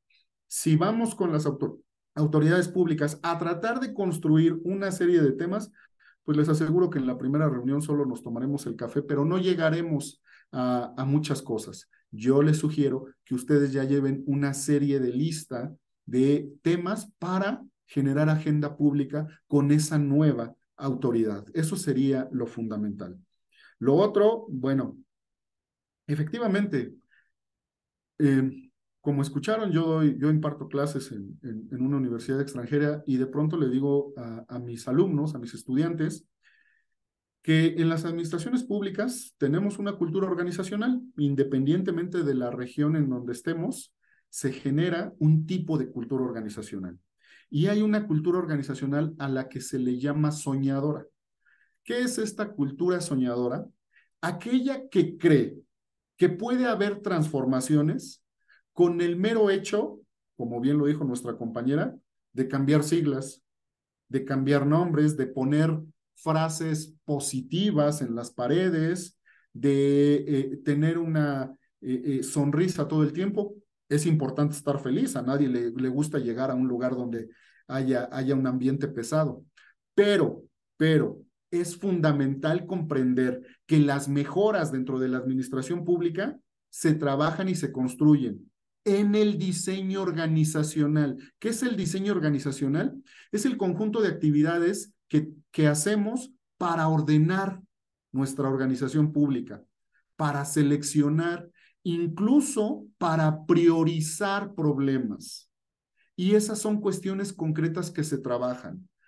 No porque tengamos estos discursos que han estado muy de moda últimamente de un positivismo mal entendido o de actitudes que, insisto, no son malas, pero hay que entender que los verdaderos cambios en la administración pública surgen de buenos diagnósticos, de diagnósticos precisos y de acciones concretas. ¿Cuáles son las acciones concretas?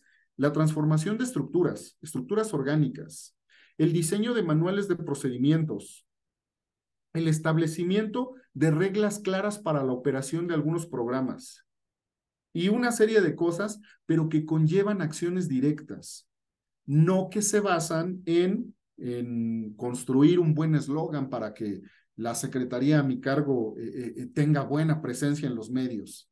Es importante comunicar, es importante dar una buena imagen, pero eso no resuelve los problemas de fondo. La siguiente cuestión que tenía que ver con el enriquecimiento ilícito, bueno, no sé específicamente a qué se refieran, pero tristemente, solo hago un comentario, en pleno siglo XXI, con todos los relevos que hemos tenido en el poder, digo, en el siglo pasado hablábamos de que un partido predominaba, un partido hegemónico, pero bueno, hoy en día ya podemos hablar de alternancias, ya podemos hablar de relevos, y aún así seguimos viendo que autoridades de distintos colores, de distintos signos políticos, siguen con estos escándalos de enriquecimientos perversos. Entonces, pues es efectivamente necesario hablar de ello para resolverlo. Quienes tienen estas prácticas, pues lo que más quieren es que no se hable, que no se toquen estos temas, ¿no? Que no se les incomode. Todo lo contrario, tenemos que generar estos foros de intercambio. Podremos estar o no de acuerdo en muchas cosas, pero una cuestión fundamental es que si no se habla sobre ciertos temas, nunca se van a resolver. Y por último, una pregunta muy importante para mí, ¿qué hacer en las universidades? La verdad es que lo hemos platicado, ustedes estuvieron con el doctor Oscar Diego la semana pasada, lo hemos platicado con él y con otro grupo de amigos, colegas que trabajamos estos temas. Es fundamental reforzar en la formación universitaria las prácticas éticas, la ética pública. Nuestras universidades, en un pragmatismo acelerado, de pronto decidieron que había temas que no eran tan importantes, como la ética justamente, como la deontología, como la filosofía, como la lógica. Pensaron que, bueno, un ingeniero, ¿por qué necesita hablar de ética?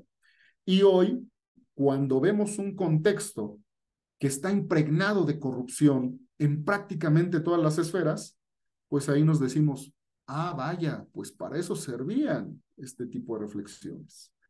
Todo el conocimiento necesita valores y principios. Cualquier campo, cualquier área, ciencias naturales, ciencias sociales, humanidades, todas las áreas necesitan formarse con ética. ¿Qué hacer en las universidades? Reforzar este tipo de programas que apuntan directamente a la parte interna de los seres humanos, no a la formación técnica en el campo en el que se refiera. La formación técnica es importante, pero la parte interna de las personas es lo que hay que trabajar, y las universidades públicas son esenciales para esta cuestión. Hace un rato yo les dije, los partidos políticos son los que hacen que llegue una serie de personas al ejercicio del poder público, pero también nuestras universidades. De nuestras universidades están saliendo los nuevos dirigentes, los nuevos profesionistas, los gerentes, los mercadólogos, los abogados. Bueno, pues si nuestras universidades son las que tienen la enorme responsabilidad de entregar profesionistas a la sociedad, pues que sean profesionistas con perfiles éticos, cada uno en su campo. Entonces, bueno, y para cerrar esta parte, ustedes no sé si conozcan la INCUSI, la encuesta de cultura cívica que realizó el INE en el 2020, bueno, el INE y otras instituciones académicas y sociales. La INCUSI refiere, ¿saben en qué institución confían más los mexicanos? En el 2020, no sé si haya cambiado en el último año, pero en el 2020, ¿saben en qué institución confiaban más los mexicanos? No, no fue en el ejército, no fue en la Iglesia Católica, fue en las universidades públicas. Las universidades públicas salieron con la mayor confianza de las personas. ¿Y qué estamos haciendo las universidades públicas? ¿Formando profesionistas sin ética? Pues yo creo que ahí nuestras autoridades universitarias tienen una enorme tarea, no solo las gubernamentales.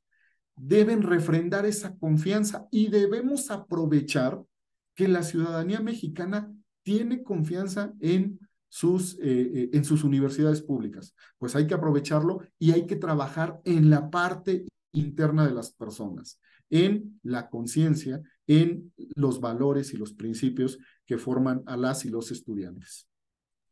Doctor, hay también muchas felicitaciones para usted.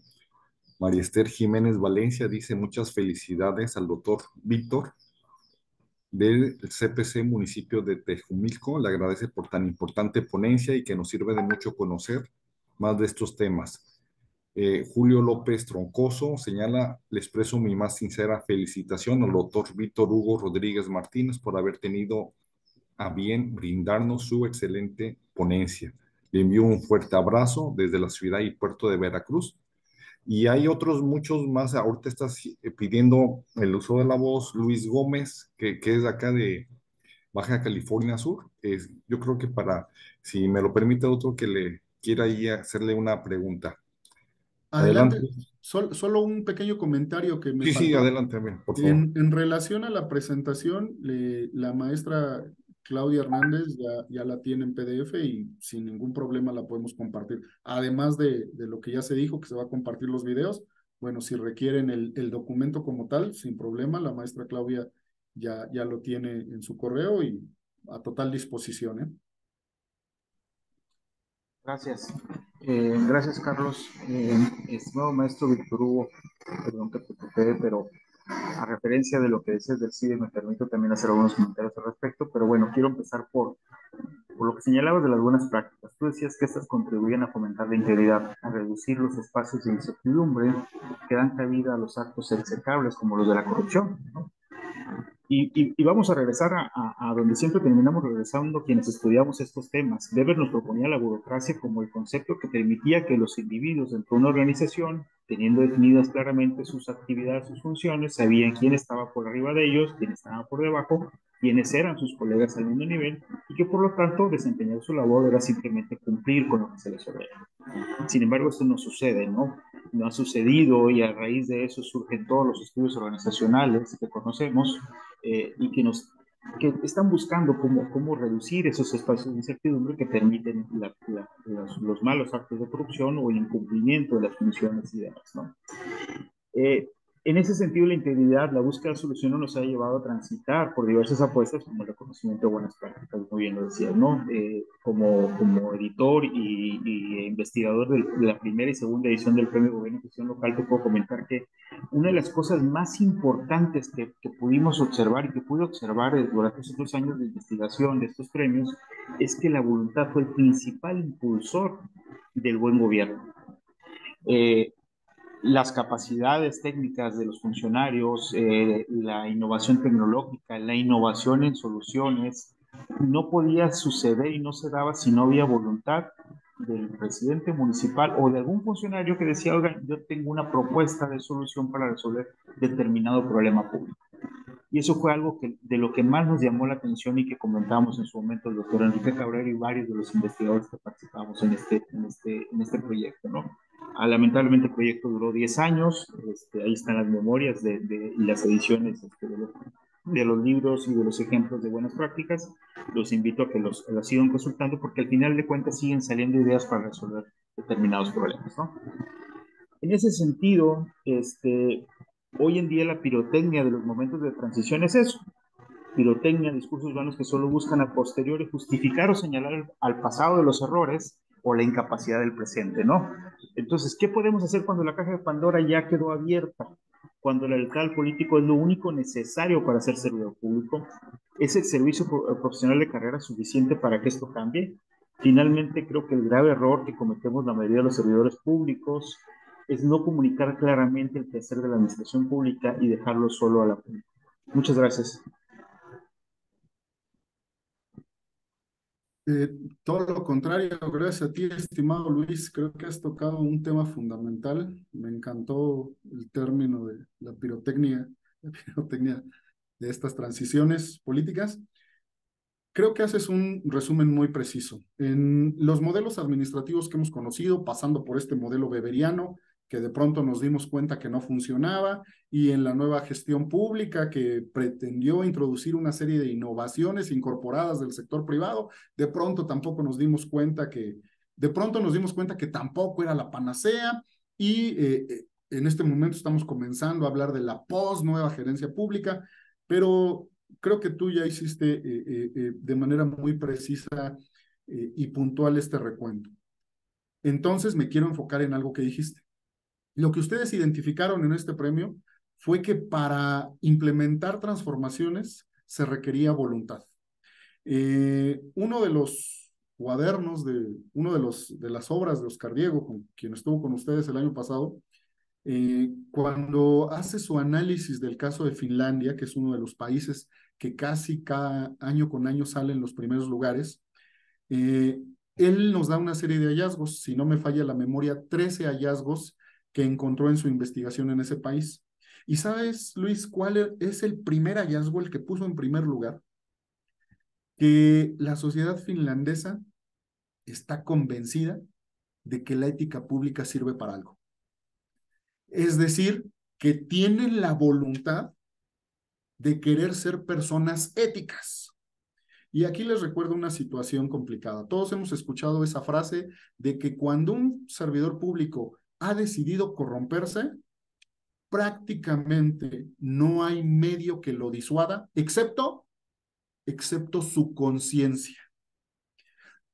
Diversos instrumentos externos pueden disuadirlo, pueden alentar su disposición a la corrupción, pero lo más eficaz será justamente su propia deliberación interna la que le diga, no lo hagas. Luego entonces, tenemos que trabajar en la voluntad de los políticos. Y alguien dirá, uy, no, Víctor, no seas inocente, ¿no? ¿Cuándo va a pasar eso? No, ¿qué creen? El modelo de integridad que les señalé, que ya no pudimos profundizar, pero ojalá más adelante haya oportunidad, procura trabajar con la parte interna de las personas. En los modelos que tú referiste, modelos administrativos, siempre se buscó cómo eficientar los procesos, pero casi siempre se nos olvidó el individuo, casi siempre se nos olvidó el servidor público. Y les repito, lo más eficiente para detener posibles actos de corrupción es que la persona por sí misma decida no hacerlo.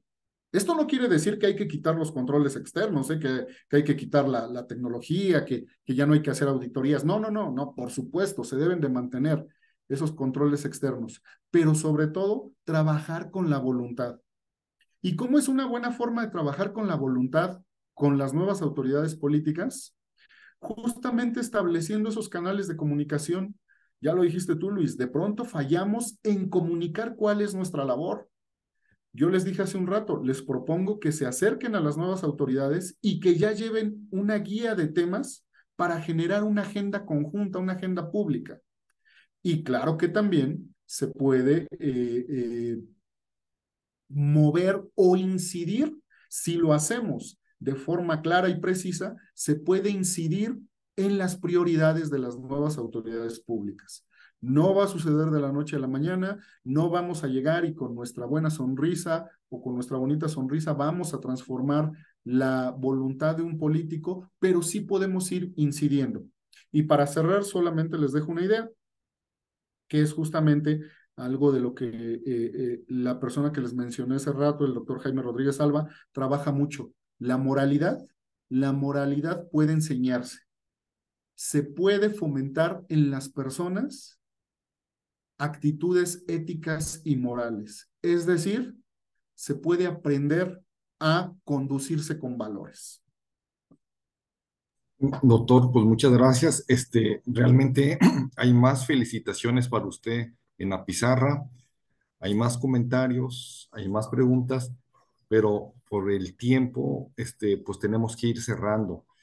Recordarles a todos los asistentes que hay constancia de asistencia y se les pide que se registren. Aquí hay un formulario que es teclear su nombre y el correo electrónico para su constancia para que de favor lo hagan. Y vamos a pasar de acuerdo al orden del día con la programación establecido a las conclusiones y clausura aparte a cargo de la maestra Claudia Margarita Hernández Flores, quien es integrante del Comité de Participación Ciudadana del Estado de México. Por favor, maestra.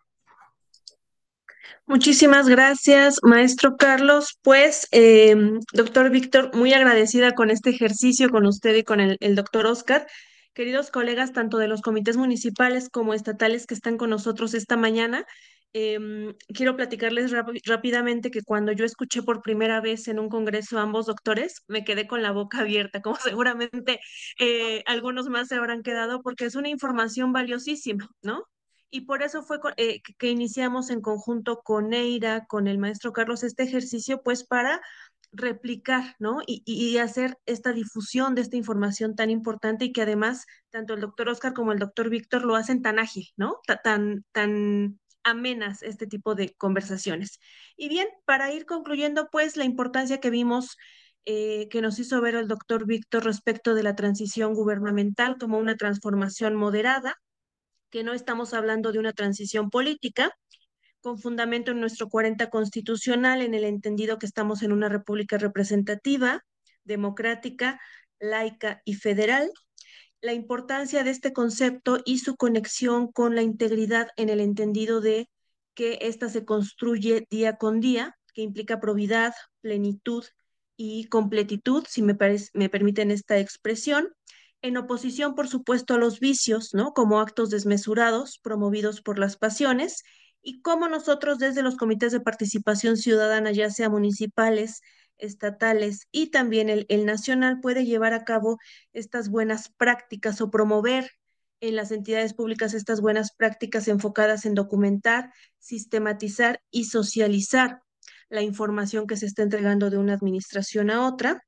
Eh, y evitar a su vez las malas prácticas, incluso al interior de nuestros comités, como pudiera ser la descoordinación, el partidismo, este spoil system, ¿no? O tomar como botín los cargos públicos que implican el patrimonialismo como una característica también de la corrupción.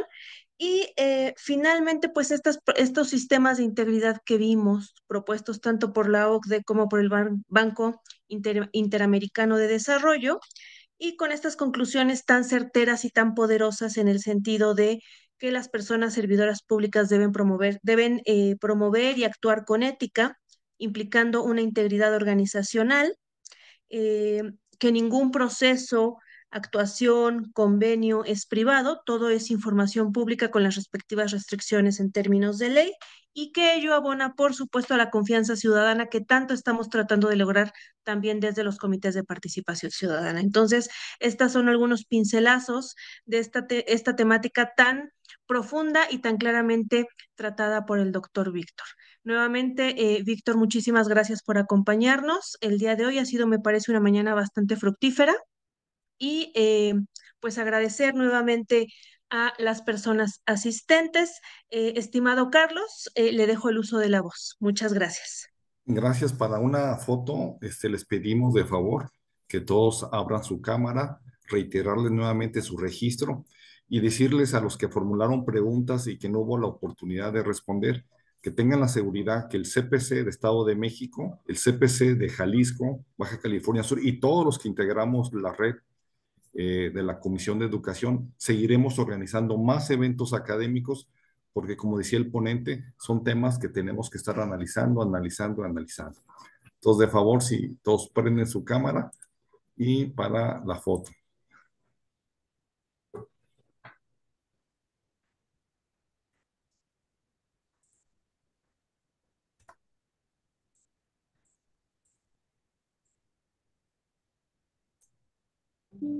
Aquí destacamos la presencia, aquí veo a nuestro compañero José Sosa del CPC Quintana Roo, quien es el presidente de la Comisión de Educación de la Red Nacional de los CPC.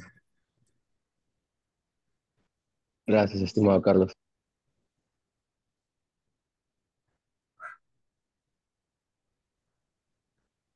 Bueno, próximamente se mandará en la plataforma de YouTube del Sistema Estatal del Estado de México este video, los 2 ciclos de conferencias, igual en el Sistema Estatal de Jalisco, de Baja California Sur y todos los que quieran replicarlo.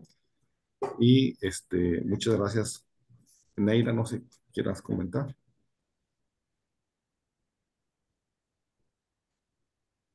Cuando son este tipo de eventos, y lo he dicho en otros espacios, siempre la palabra gracias se queda corta para expresar lo espléndido que ha sido este ejercicio, lo constructivo y las pistas, la ruta, la brújula que nos han invitado a imaginar, a construir y caminar para ponderar y volver a traer a la discusión y a la mesa de diálogo la importancia cardinal que tiene la ética pública y la cultura de la integridad en las organizaciones del servicio público para tener entes que rindan buenas cuentas, rindan buenos frutos a las y los ciudadanos. Y en ese sentido, lo que hemos visto en estas 2 sesiones me parece que han sido mensajes poderosísimos, con conceptos muy puntuales y con sugerencias muy atinadas sobre cómo tenemos que abordar estos temas que son, insisto, tan poderosos que han intentado algunos dejar de lado de la discusión, pero me parece que es momento de volver a retomar esta importancia cardinal que tiene, reitero, la ética pública y la cultura de la integridad en el servicio público. Me parece que es la vía para reivindicar a todo el actuar de la gestión pública con independencia del orden o el nivel de gobierno donde se encuentren estos espacios. Muchísimas gracias a todas y todos y cada uno de ustedes. Agradecidísima, Claudia, por esta diferencia. Estimado Carlos, la conducción, por supuesto, extraordinaria, al equipo de la Contraloría del Estado que fue co-convocante y estas 2 poderosas comisiones. Y como bien ya lo mencionó Carlos, seguiremos organizando este tipo de espacios de construcción y de diálogo colaborativo. Muchas gracias. Gracias, bonita tarde, felicidades. Gracias. Gracias, hasta luego. Excelente día, fuerte abrazo a todas y a todos. Excelente día, hasta luego. Bye. Gracias, buen día y felicidades. Gracias.